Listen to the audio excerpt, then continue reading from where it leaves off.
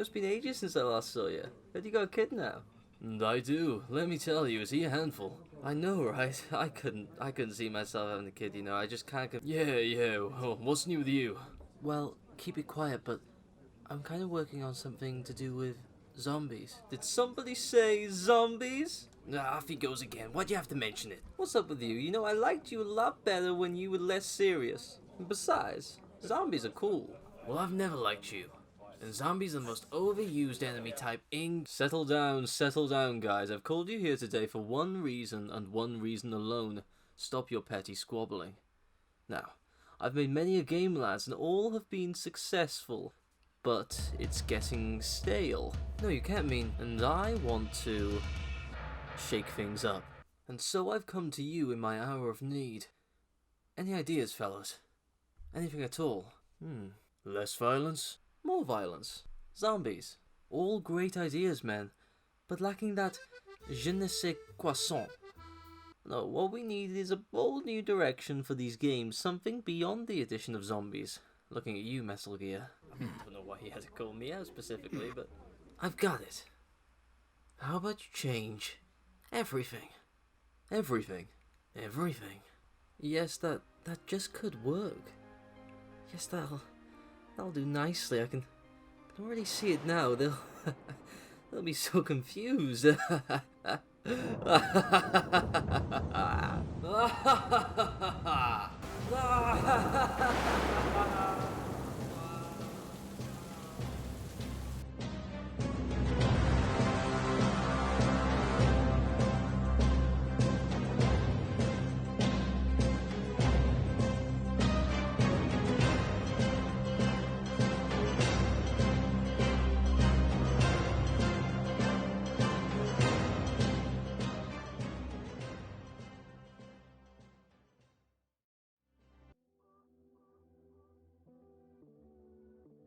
Well, that was something. The topic today, let's see here. God of War, the risk in game innovation. Well, what do I mean by that? Okay, well, to explain that, let me pose to you the hypothetical. You, will call you, Tom, are a much loved, much revered game director, and boy oh boy have you got a cash cow of a gaming franchise on your hands. Yes, the last Assassin's Duty has been flying off the online shelves. The people have voted with their wallets, and your bank account has been feeling the full effects. With the latest game in the franchise already doing the rounds, you're approached to make another. And this time, the game's gotta be different. And because of this, you now have several hurdles to avoid, and many more fears to quash. But why, Tom? Why does this game in particular have to be the one to buck the trend, to stride away from its predecessors? And how are you going to achieve this? Well, there are a few potential answers to these questions, and to make it easier to both understand and to make this video, we'll be looking at the perfect example of this in gaming. Santa Monica Studios' very own God of War.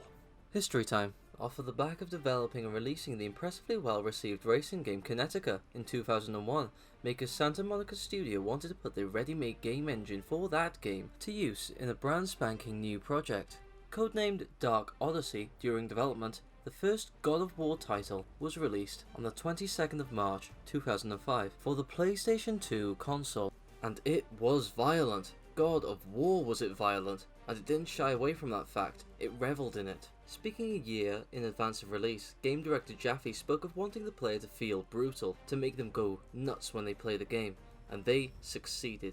It was as bloody, as gory, as graphic as a PS2 title could be. The team at Santa Monica wanted to make a cinematic experience within the confines of a game, but with hugely violent overtones. One reviewer GameSpot saying that players would be able to sunder their enemies with one move, such as by ripping them in half. This stance, and as most things do, drew controversy, but that was overruled by the plethora of good reviews this game got. 10 out of 10s and 9 out of 10s, 5 stars out of 5 of course, and a near perfect score on Metacritic.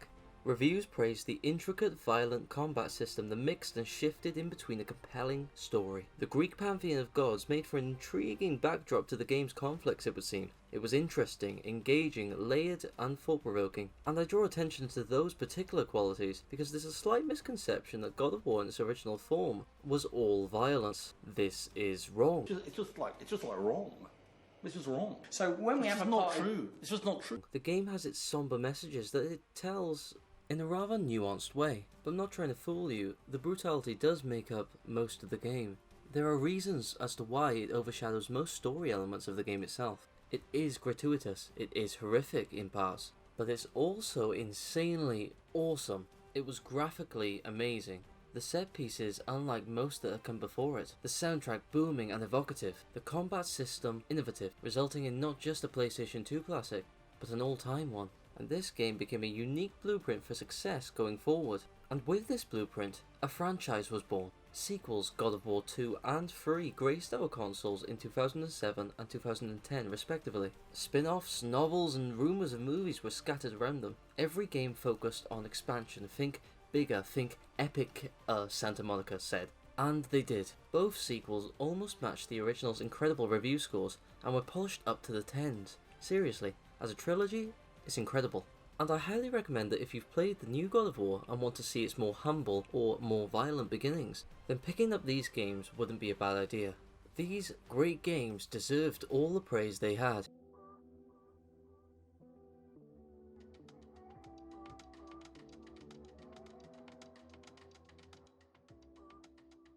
However, as early as God of War 2, concerns arose surrounding the lack of evolution in the series. The second installment is much loved, but even in the most favourable of reviews, what do they praise?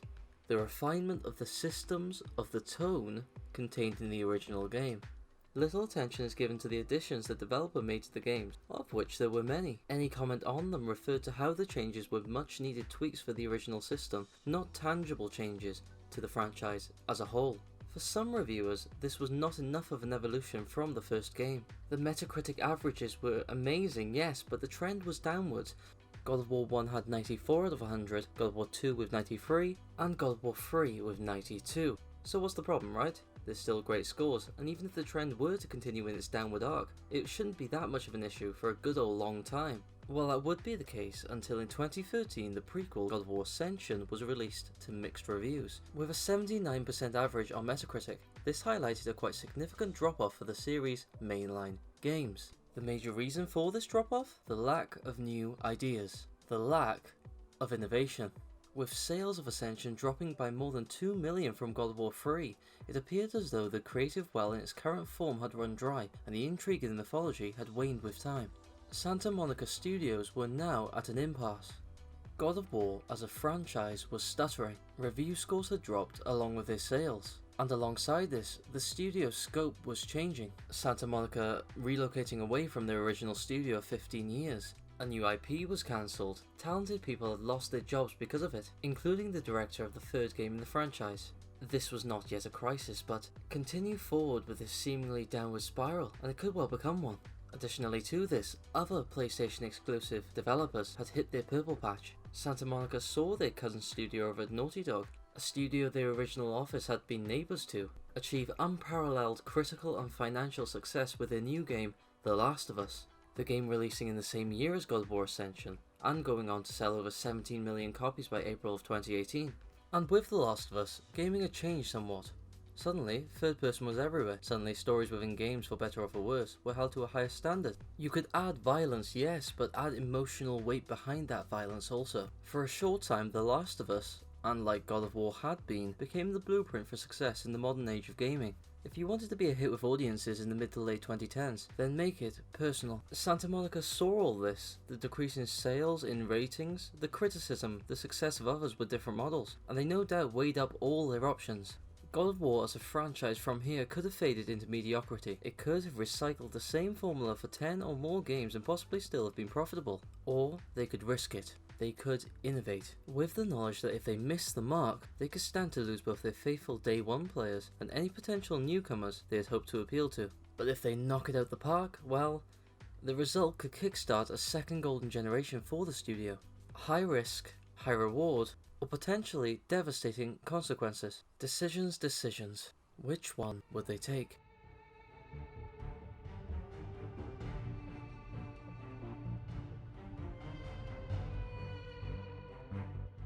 So, in 2014, in steps Cory Barlog, a familiar face to the series, involved in most games in the God of War franchise up until this point, and the creative director behind the much-lauded second game. After parting ways with the studio for a short period, and working on another incredibly well-received reboot, Tomb Raider, Barlog returned to Santa Monica in 2013.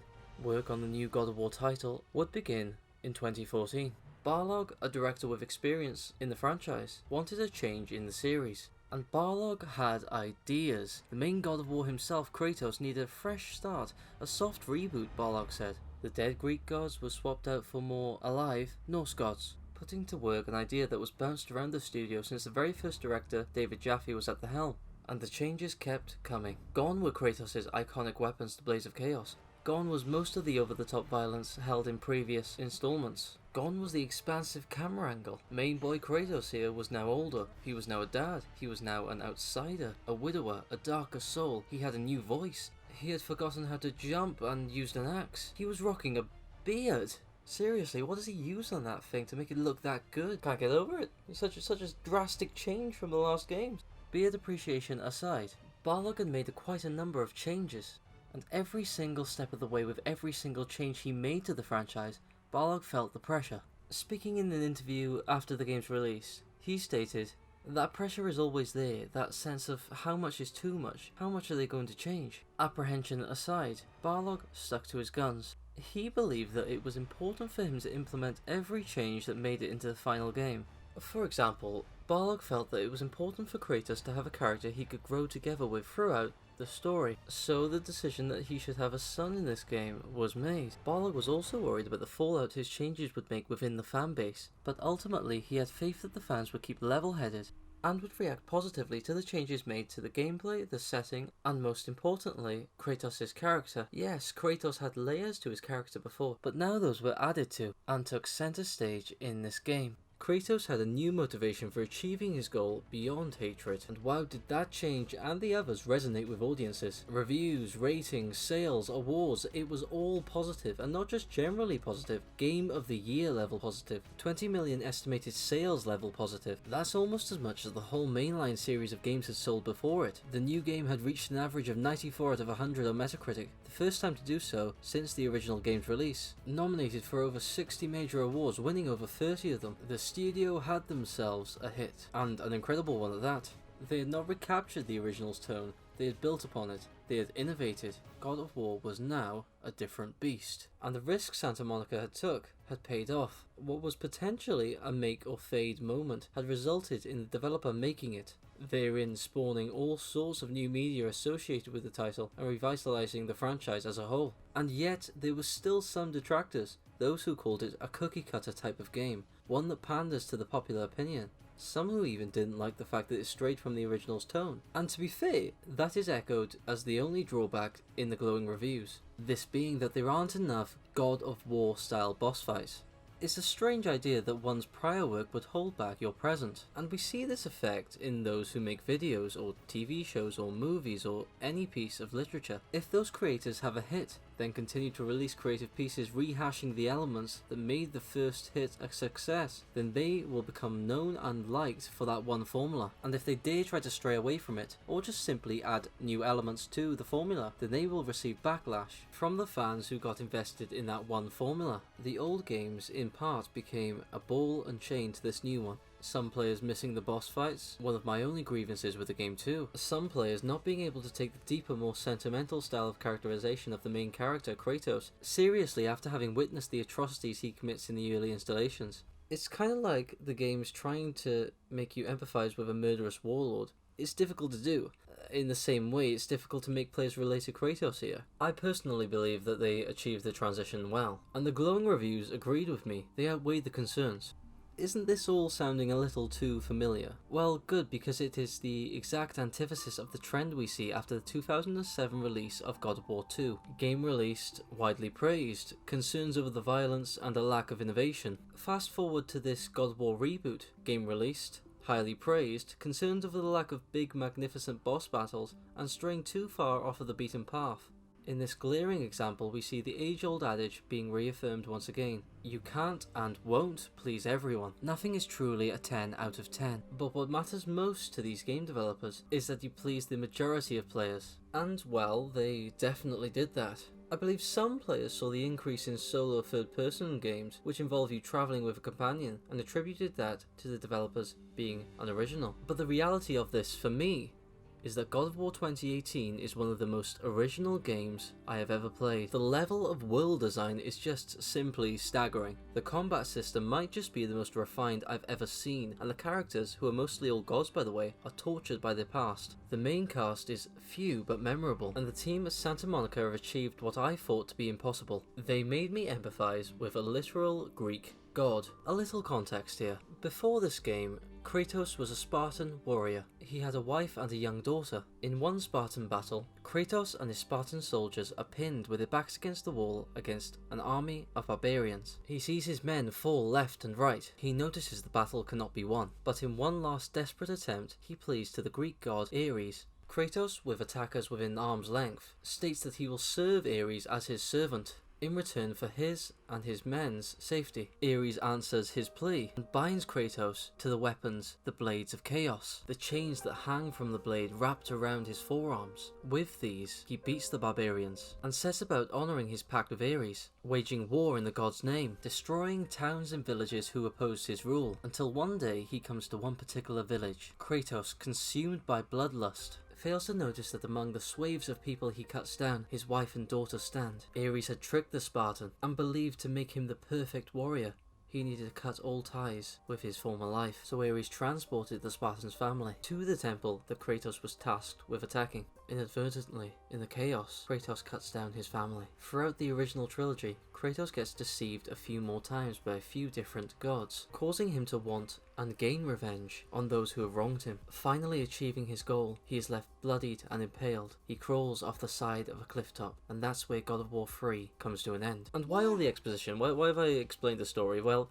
between the God of War 3 and this new God of War in 2018, there is a major time skip. One that the writers could have used just to say that Kratos has changed during that time. But no, they don't go the easy route. They make you, and made me, believe it. They show snippets of that anger, of that pain, of that regret of what he was. He hasn't just forgotten the things he's done, the violence he has wrought. He acknowledges it, dwells on it, but the only way to move forward is to move on. And moving on is such an important part. Nope, already done the move on stuff. Let's try this again. And while I can't forget what he's done, it isn't who he is now. It isn't who he's trying to be. We can only strive to be a better person than we were yesterday. And here is a man, a father, a widower, trying to do that alongside his son.